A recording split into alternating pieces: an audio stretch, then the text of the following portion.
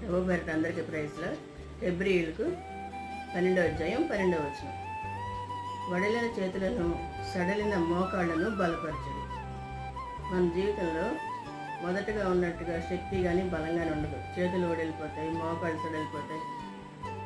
ముందు చక్కగా పరుగులు పెట్టేవాళ్ళం, ఇప్పుడు నడవలేము, ముసలోళ్ళం అయిపోయారు.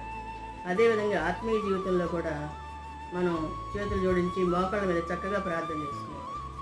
ఇప్పుడు మోకరించలేకపోతాం. పెద్దవాళ్ళం అయ్యాక కూర్చొని చేసుకోవటం ప్రార్థన.